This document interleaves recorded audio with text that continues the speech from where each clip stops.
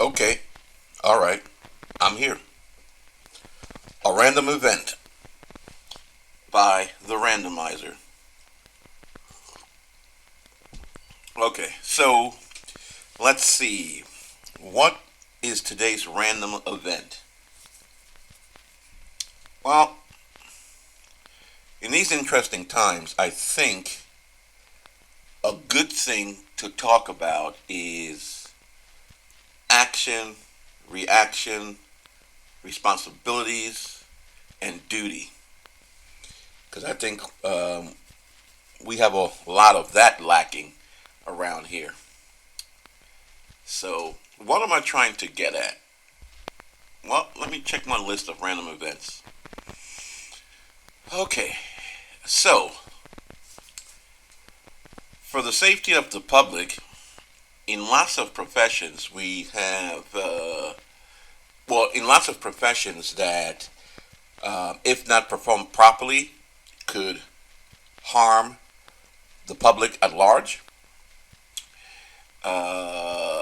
It is accepted. It is accepted that people do mandatory drug tests. So mandatory and random at some point.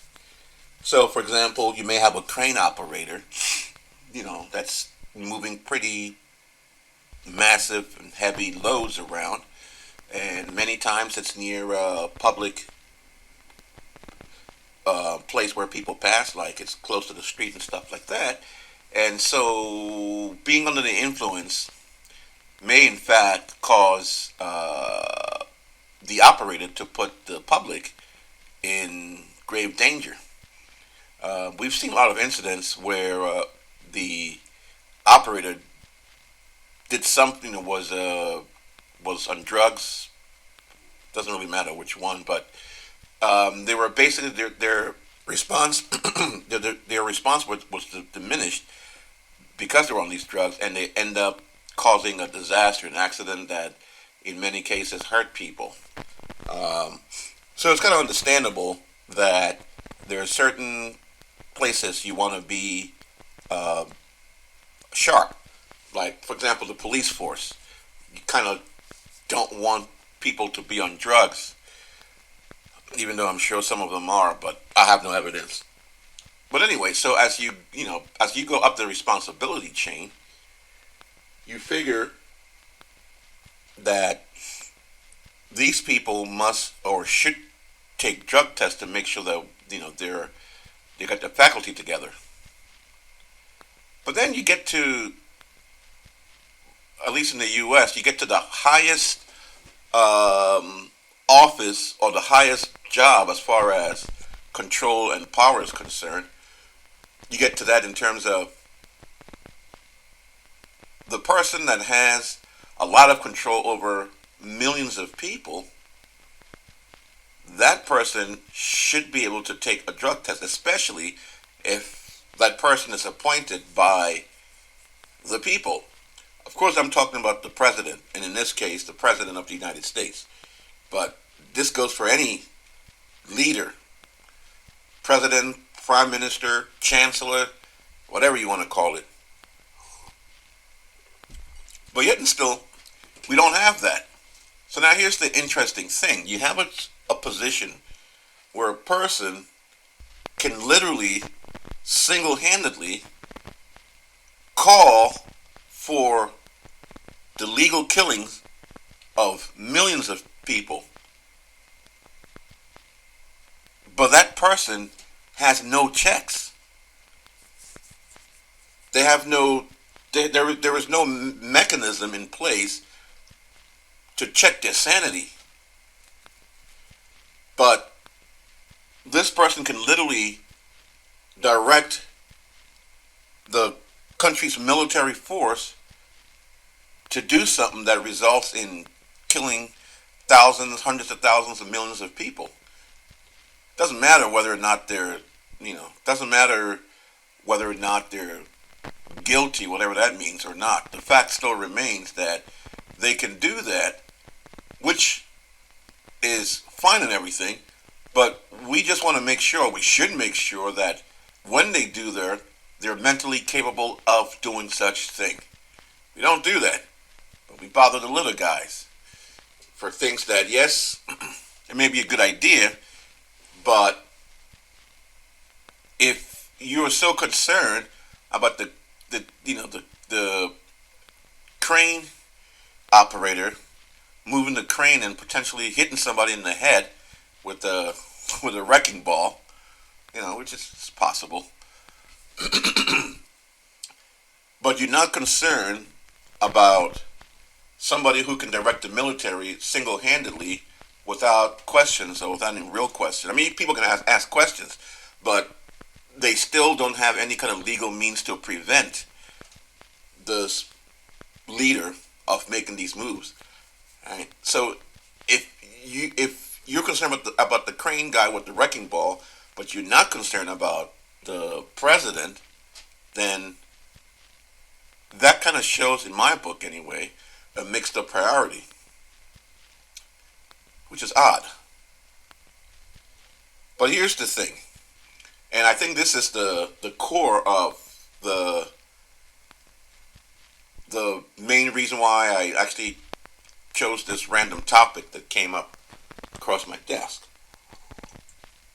The problem with these civil servant offices, or especially the problem with this issue with the president, prime minister, or whatever, in a democratic society, the whole idea is that we cannot have barriers, unnecessary barriers. I mean, of course, you have barriers.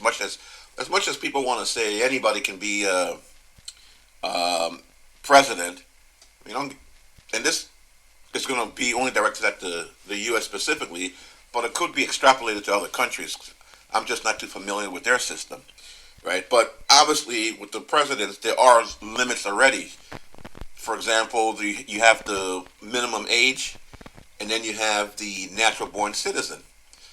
So already, this is not about. So already, we have an issue there about saying whomever wants to run that the people accept, because you're already excluding certain people. Now, we can argue all day about the legitimacy of each reason.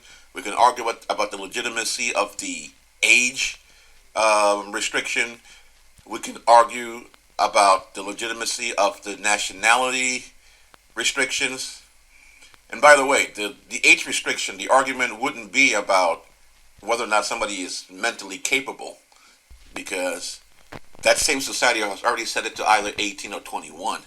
And I think, if I'm not mistaken, the minimum age for a president is 35. So already you have that limitation. Then you have the limitation of term limits. So it's the people can want the same person again, but they're not going to be given that chance. So you got all these limitations. And if you look at it, all these limitations, at least on the surface, they're designed to. I mean, the reason behind all of this stuff is to get as pure as possible a candidate. So you don't want a potentially corrupt, but not corrupt necessarily in a somebody has bad intention. You don't want a candidate that the people fail to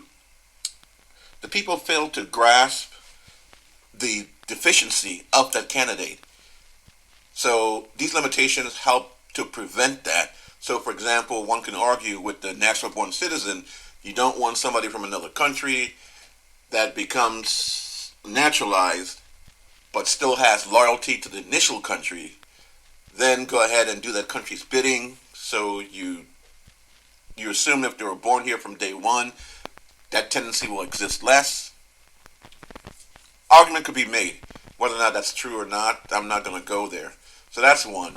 The age, you can talk about maturity, and so if you're young, then maybe you're not mature enough to be able to have your own decisions when you're under pressure. Can be made for that too. Then you have the terms, term limit where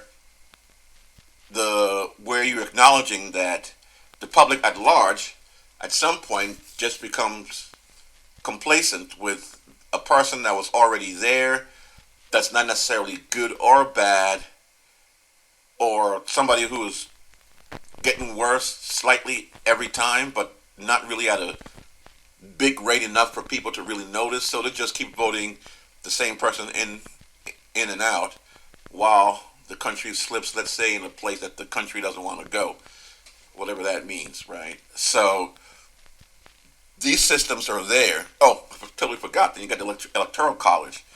That's the ultimate safety net against the against the people, because at the end of the day, the people are not really trusted. So you got all this stuff. So my whole point about this is like you got all these these rules in place that limits the choices that people have when it comes to who's going to be president. So if you're going to go through all of that, why don't you just go through the other part, the other natural extension, which is presidents being on drugs, and they can make important decisions that's binding, and we have to live with it or by it. It totally makes sense if somebody's making like life changing decisions every single day for millions of people. I think a random drug test isn't too much to ask.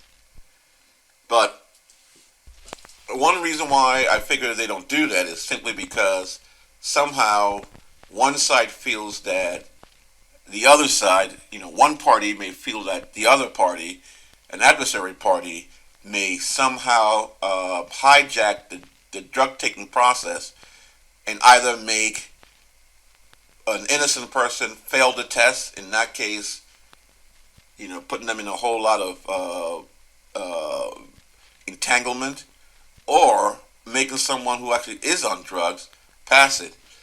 And so people don't want to expose that possibility of being taken advantage of. At least that's what they say. I don't believe that.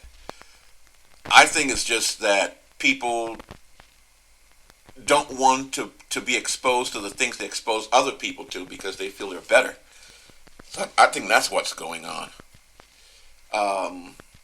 But that's one of the most bizarre thing that I find, because if it was up to me, I think presidents should randomly take a drug test, regardless of which party they belong to and how big their party is.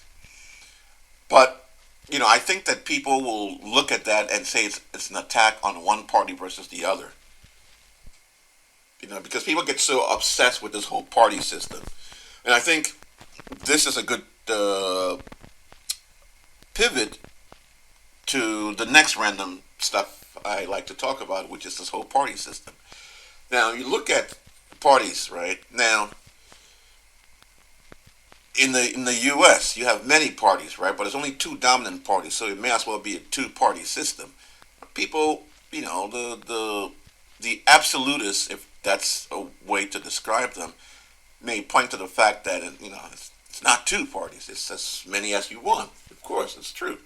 As many as you want, but for all intents and purposes, for things that matter, if you look at the U.S. history, at least for the last 50 years, I dare to say, almost since its founding, but I'm not going to go too far there, but I can definitely say I can definitely say at least since the 20th century, it's been two major parties setting up that control the fate of the nation. And the point here is people look at parties like a football team, well, yeah, actually for America, like a football team, sports team, but football team, right?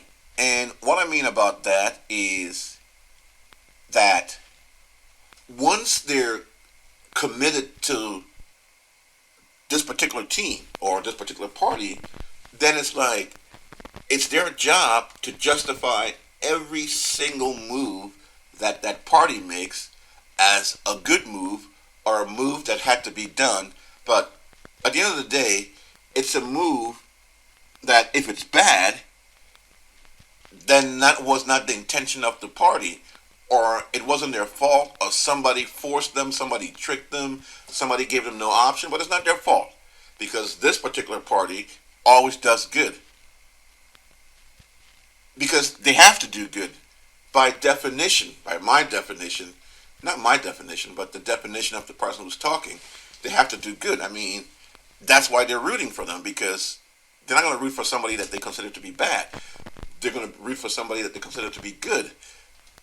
Problem with that is, obviously, when they are objectively bad, demonstrably bad, people will twist, spin, and do whatever they can, and even in many cases, go against their own interests just to maintain the idea that that party is good. So when one party does something that's bad, the answer you always hear from the people on the other side, if my party was there, they wouldn't have done that. How do you know they wouldn't have done that? You have no idea how they would react in that situation. Now, if their party is then put in that position and does the exact same thing that they say they wouldn't, then the argument flips. It's like, no, they didn't do it because the other party opposed them and prevented them from doing it. Right? Just like this whole thing with the sports team, where my team is going to win no matter what. And here's the thing: at least when it comes to election, because that's when all this stuff hits fever pitch. People just get all hyped up and stuff.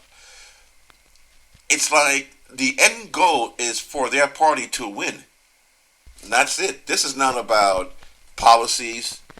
I mean, of course, sometimes it is. But a lot of times, it's not even about all the different policies that they're going to be taking. I know of a friend that at one point was rooting for Party X. And they're like, oh man, once my party gets in, this and this and this and this will become better. And their party ended up winning. And then when I asked a couple of months later, did XYZ get better?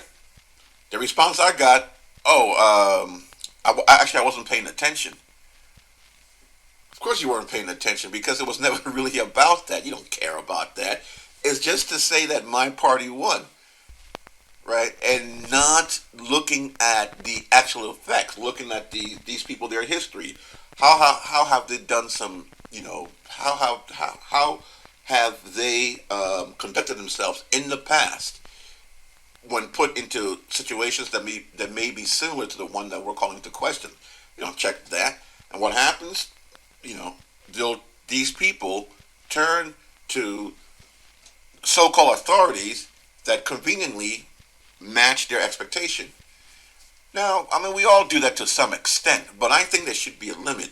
I can see a situation where somebody prefers good news. So if you have various news channels, people, you're going to go to the news channel that says what you want to hear, or that gives you a good spin on a controversial topic, and then you conclude that is the truth. Could very well be, could not be. So if there's minor discrepancies, I think it makes sense to just ignore that and just say, well, my people are still correct. But we have to be reasonable as the controversies become bigger and bigger and bigger, that we have to break out of whatever preference thing that we want, right? And it's kind of funny, but it's not really funny. situations like that, let's look at the current event. Is during the can never pronounce these names correctly, but the Mariupol siege of the Russians in Ukraine, and they were talking about the Mariupol defenders, the heroes, and stuff like that that were uh, surrounded by the Russian military in the Azovstal steelworks. So at some point, it didn't really look like there was going to be a way out, and they have to surrender. Of course, from one side, and you can kind of easily see why, makes sense. From the Ukrainian side, these people are obviously heroes that are fighting, they're basically holding the barbarians at the gate, right? So that's fine. From the Russian side, these people are just extremists that need to go, and that's the best word I can find for that from now. For now, so at the end, so somebody looking in, no matter what side you're on, there's one thing that's factual at this point, which is the Ukrainians are inside the steelworks and they're surrounded by Russians, and and they're outgunned. So that's where we start. Now, based on that, we can certainly say that these people don't want to be captured. That's why they're holding out. That's why they're not coming out, because the Russians told them to put down their arms and surrender. However, they didn't, so therefore they didn't want to do that. So at the end of the day, long story short, is finally they came out, and the Russians took them away. That is the fact that both sides can agree upon. But here's the main difference. According to the camp that was on the Ukrainian side, the Ukrainian soldiers evacuated from the steelworks and were taken to a Russian-controlled area in Ukraine. Now that sounds kind of odd. Why would an enemy evacuate its adversary? From the Russian side, and I think from the facts on the ground side, the Ukrainians surrendered, and they were taken prisoners of war to a Russian camp. But so you see what I mean, right? So it's like, why are we saying they evacuated when the fact on the ground is so overwhelming? What happened?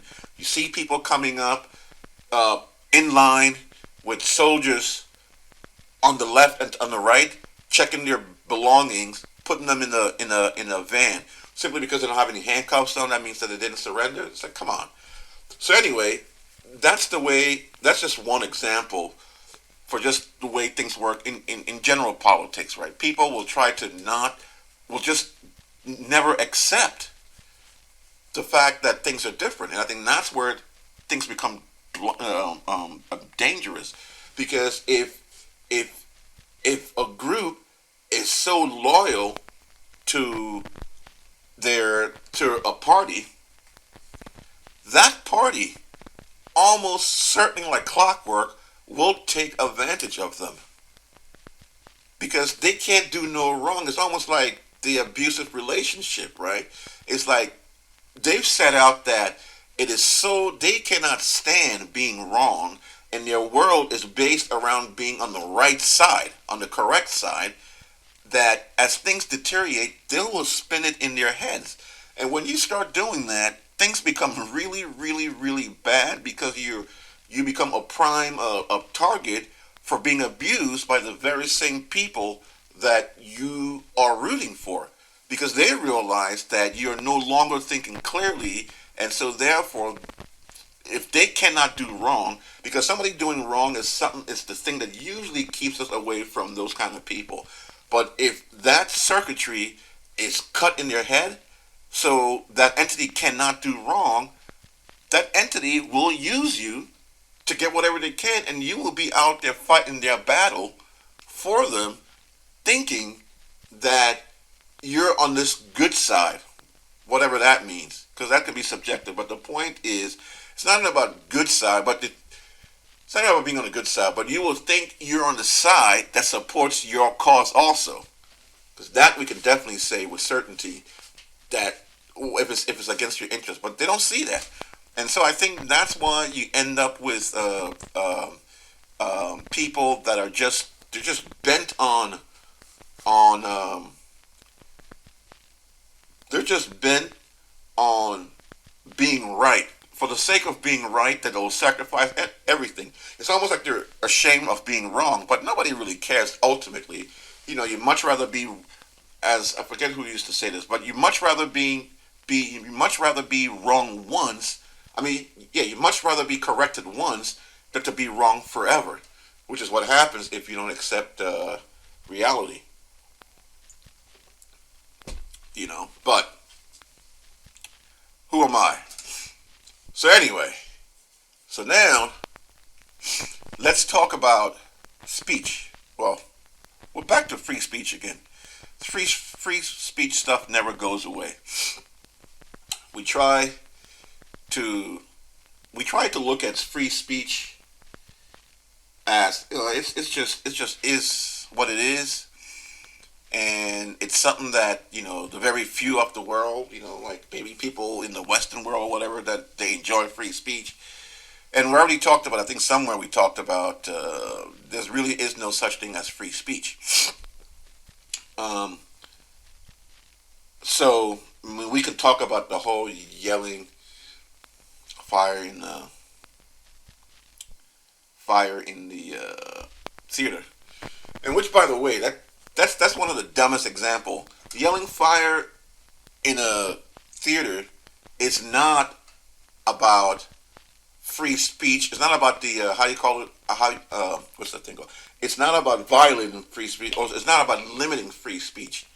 I mean, because the thing about it is, like, it would be limiting free speech if the not the accusation, but if the charge was just that. If the charge was you yell fire while you're in the theater, and so that's the crime. Well, then you can say, yeah, that shows that you don't have free speech. No, there's nothing wrong with yelling fire in the theater. But what is wrong is what usually happens is the response. I'm sure if you yell fire in the theater and everybody just laughed, you're not going to have anybody charge you with anything. What the issue is about yelling fire in the theater is that when people do respond, and then something happens, people get hurt because of panicking and all other stuff. Well, then yes, you are definitely responsible because you have created a hostile environment. So that's what that's all about. It's not about, like, oh man, you can't yell fire because there are certain words you can't say. No, it's the reaction. In a real violation of free speech is saying something that has no clear and present, that doesn't if you the real violation would be saying something that has no clear and present danger, but you still can't say it. Now that would be something that you can argue that, hey, this particular area authority is not free speech because they prevent me from saying this word that has no clear and present danger. But if you say something that has a clear and present danger, there's no country, no authority in this world that would let that pass by. So that's not a violation of free speech. So that's just dumb thing. I just have to just put that out there. The thing I do want to say though is, hold on. The thing that I do want to say though is a situation. So here it is on social media. You have people, writing posts and doing stuff like that, and then they get banned, and then some people say, well, hey man, this is I I wrote something and they don't like my opinion and they ban me or they deleted my post or many things, right? They silence me. So that's against free speech. Okay, we'll take that and we'll note that. The other group comes by and said, no, no, no, no, no, no, no, no, no, no, no, no, no, no, no. This is not this is not a violation of free speech. See, Twitter, Facebook, what's the other one? Instagram. I don't remember all these names. Those are all private companies, and so they can do whatever they want. It's like, what are these people like? I don't even know what they're smoking or thinking. Well, first of all, the whole "do whatever you want" is stupid, but let's ignore that for a second. They can regulate however way they feel.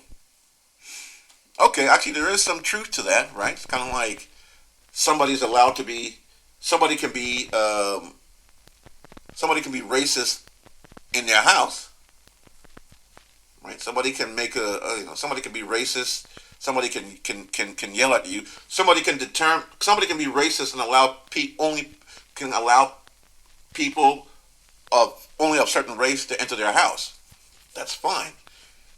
A government building, government organization can't do that, and a private entity that operates within a particular municipality that prevents such behavior couldn't do that either, too. So that couldn't do that too. But short of that, they can do whatever they want. They can determine the kind of conversations they want on their platform. Okay, which is true to a large extent. But the thing that people miss, especially in this case of the the social media, because these people are always quick to point out that the freedom of speech is mostly speech, if not totally, speech against the government, not speech against private entities. The thing, however, is if you look at um, social media and you do a little digging in terms of how policies are formed, you will find that a lot of that stuff, a lot of the policies, is hinted by the government, right? So if the government, for example, uh, indicates, however way they do, they hint that if a private entity uh, doesn't curtail, doesn't limit a certain kind of opinion, then they're unpatriotic.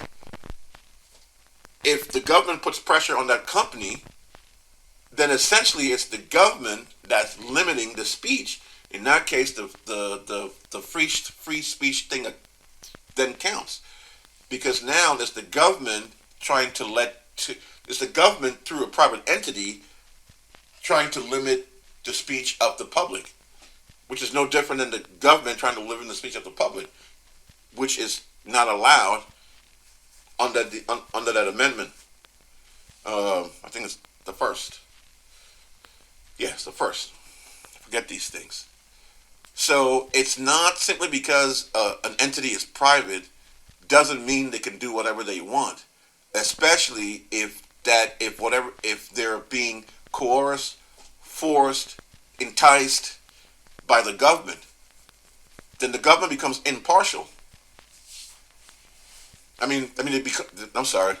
The government becomes partial. That's what I meant to say, and so that's not allowed. And so yeah, and from what it looks like now, like once again, we look at this particular thing that's happening currently right now. So if you have an overwhelming government pressure of, if, for example, if you have governments officially banning let's say, not even let's say, but if you have when you have governments in Europe banning RT, that's the Russian network, television network. If you have them doing that, then that obviously puts pressure on the private social media companies to not support them.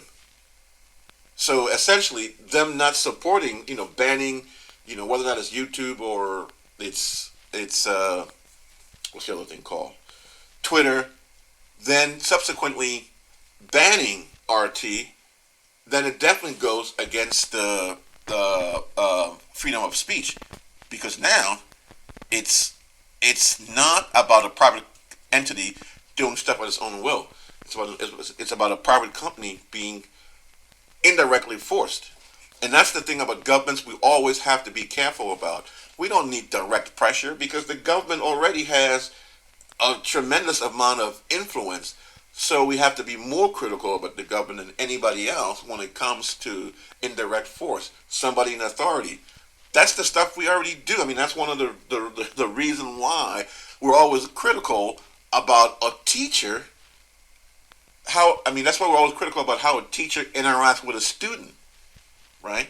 So when a student does something for the teacher, we're always very very critical, and we look deeper into whether or not did this student do this thing on their own will, or did they do this because they're afraid if they don't do it, the teacher may not give them a passing grade because the teacher has that kind of power, just like the government has the power to enact legislations that can be harmful to to a social media company.